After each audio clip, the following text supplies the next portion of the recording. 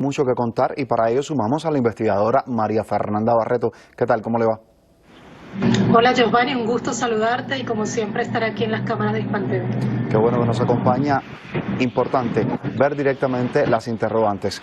¿Por qué la derecha insiste en planificar acciones de este tipo, armadas, precisamente contra el gobierno de Venezuela? ¿Acaso Venezuela no es un país con el mayor número de elecciones en Latinoamérica? ¿Por qué no acudir a un cambio de gobierno por la vía electoral?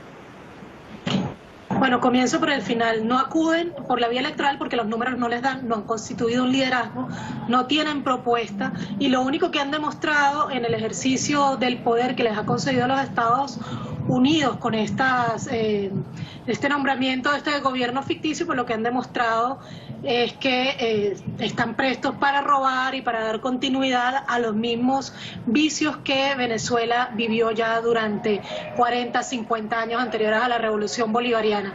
Así que ellos por la vía electoral no tenían los números ni siquiera para el referéndum que pretendieron convocar ahorita hace unos pocos días, mucho menos para ganar una elección presidencial. Por otro lado, Venezuela, desde el triunfo de la Revolución Bolivariana, viene siendo objetivo de una guerra multidimensional dirigida desde los Estados Unidos.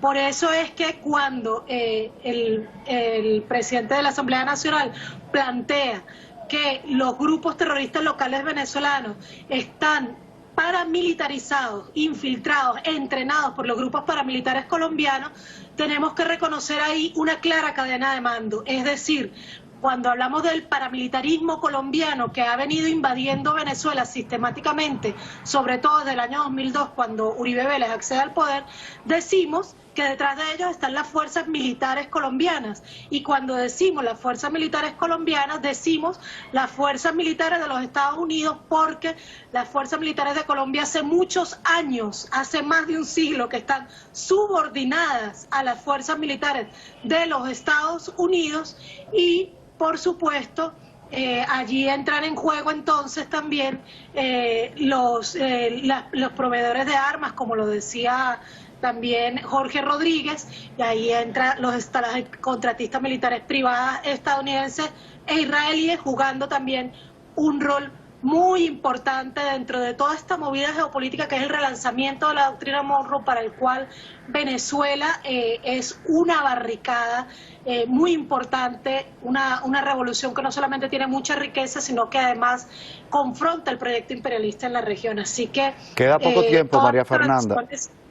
Estar ahí en ese sentido. Nos queda poco tiempo y decíamos temprano que llueve sobre mojado en torno a Venezuela en referencia a este tipo de atentados frustrados. ¿Qué acciones internacionales pudiera promover el gobierno de Nicolás Maduro con tantas evidencias y testimonios que implican a Iván Duque en esas acciones terroristas? Mira, no solamente Iván Duque, acuérdate que ya, por ejemplo, en el golpe de abril del 2002 contra el comandante Chávez ya se evidenció la participación del Estado colombiano y de, obviamente, los Estados Unidos. En la invasión de la finca de Actaria en el año 2004, 150 paramilitares colombianos capturados. Es decir, hay una serie de acciones que dejan evidencia clara de cómo Colombia se ha convertido en cabeza de playa de los Estados Unidos para la guerra multidimensional contra Venezuela. En ese sentido, no solamente es fundamental denunciar ante la opinión pública, como lo está haciendo Jorge Rodríguez, la opinión pública nacional y colombiana, que son las dos primeras llamadas a activarse ante este tipo de acciones, sino que además es muy importante que Venezuela siga denunciándolo ante los organismos verdaderamente multilaterales no alineados, como el ALBA TCP, como la CELAC, como otros, como Movimiento de los No Alineados, que consiga la solidaridad de todos esos organismos, y también ante el Consejo de Seguridad de la ONU, porque es muy grave todo lo que sucede en este momento en nuestra América y todas las acciones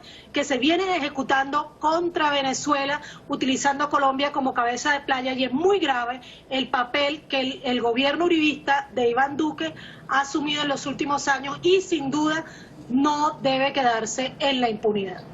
Muchas gracias, María Fernanda. Hasta la próxima.